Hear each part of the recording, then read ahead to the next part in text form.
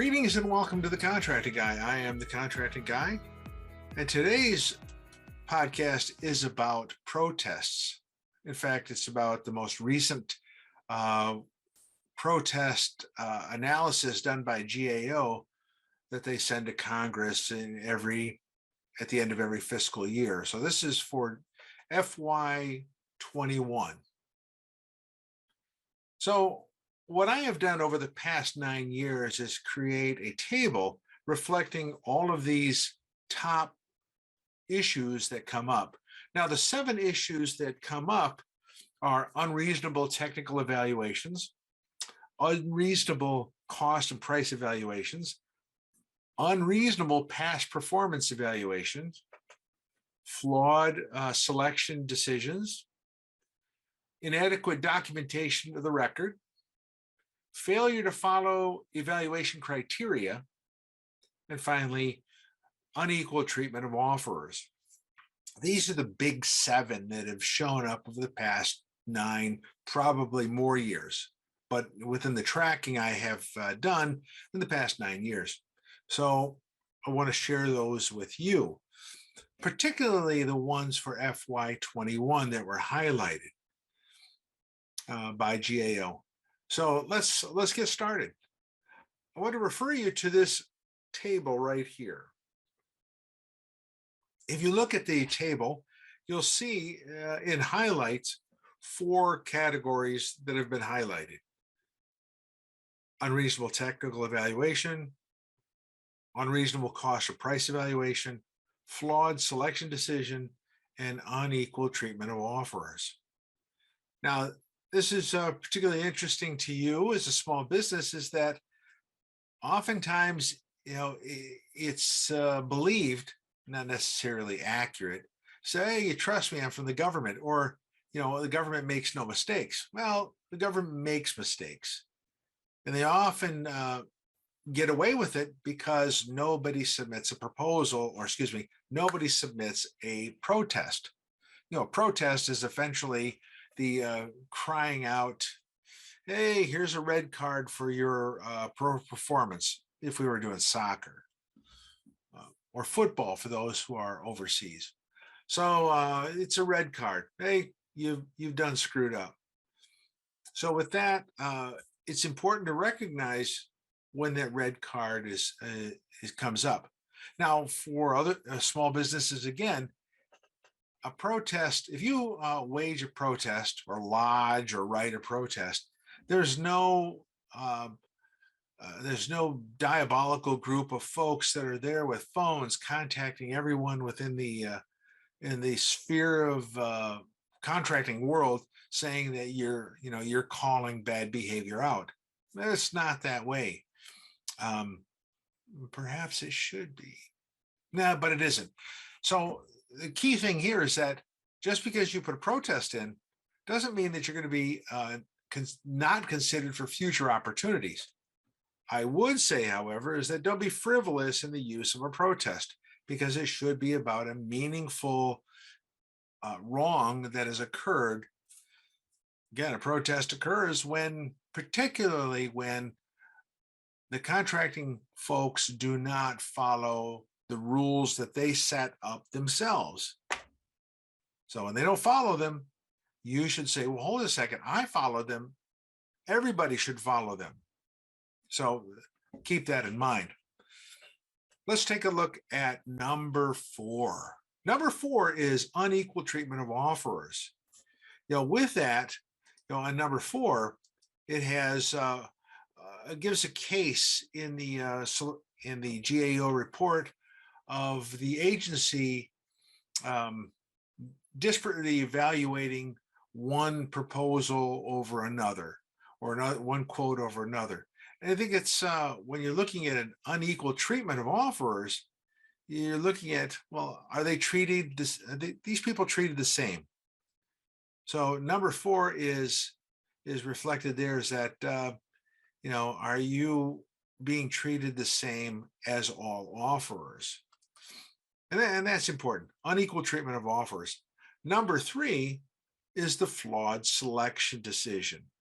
Now, flawed selection decision in this case GAO references a particular protest where the record didn't support any adjustment to a proposal.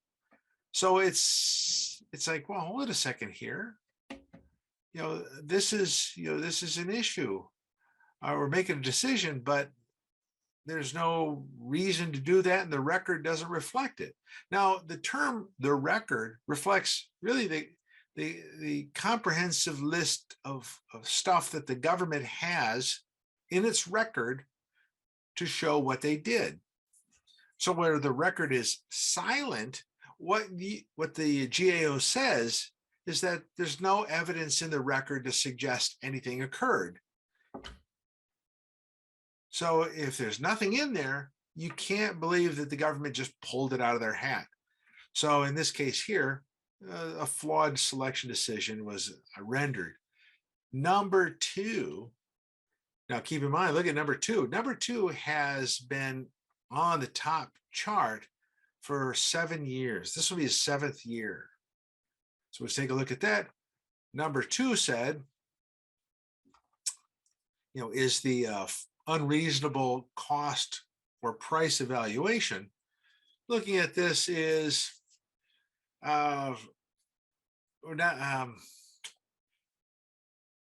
where the opportunity to revise its proposal wasn't made. So they got to a point where they're doing a best and final, if you will, a BAFO back in the days, or a revised final proposal. Final proposal revision is, and you're not allowed to do it. Suddenly that causes a problem. And that is an instance where you would have an unreasonable cost or price evaluation. You had these things, but you didn't allow it to occur. Number one, if our Casey Kasem, number one is the unreasonable technical evaluation.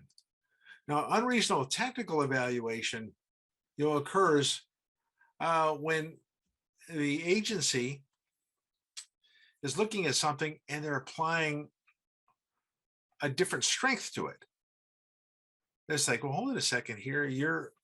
You understand what this requirement is. Now, again, what are they looking at? They're looking at the requirement and they're looking at the evaluation factors. So the response to the evaluation factors should be something that they're focused on. And everybody who submits a proposal should be focused on that. But if the agency looks at the technical strength and doesn't give it the requisite horsepower it requires, then there's a problem. Effectively diminishing the strengths of that particular proposal compared to a strength of another proposal, where they'll lift it up and it's frankly not as strong. So in this case here, they're very generous in the use of the words. It was based on the agency's flawed understanding of the awardee's proposed staffing approach. So you'd have to read more of that to be able to see it. But the key thing is that the government makes mistakes, and you could be a recipient of that mistake unless you file a protest.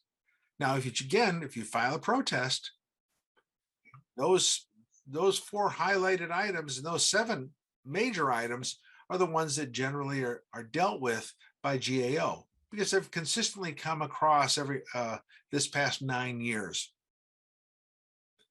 But with the unreasonable technical approach, that is 8 years in a row. That's pretty darn impressive. So, and according to the GAO, these are the most prevalent. It's not like it's the only, it's the most prevalent ones that are occurring.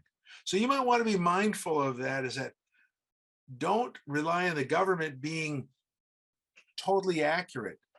They should be, you should assess them to determine, did they follow the rules? If they did, let it go. You lost fairly.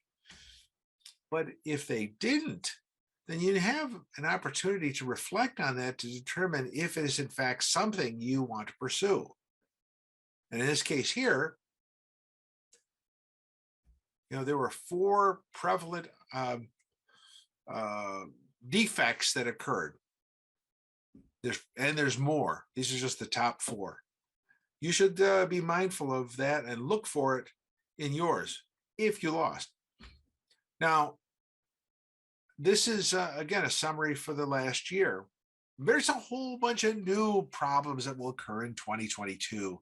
And I hope that we'll have this discussion next year when this report comes out, and we can see if technical evaluation, unreasonable technical evaluation, will hold its #1 position. They've held that for the past 8 years. That's pretty impressive. Pretty impressive. Not bad for the most prevalent. That being said, I hope you learned a little bit about protests, about what protest categories there are, and also what you possibly could do. You never should enter a protest alone. You should find consultants or a counselor for this. There's some great counselors out there. Christoph Malarchek is one such good counselor that I would certainly recommend, at least to get discussion with, if you're looking at exploring that avenue. So, that being said, this is the Contracting Guy. I'm out. Contracting Guy here. Thank you for watching the video, and thank you for being part of the Contracting Guy family. If you would, support the channel by like, subscribe, and share with others. That would be wonderful. This is the Contracting Guy. I'm out.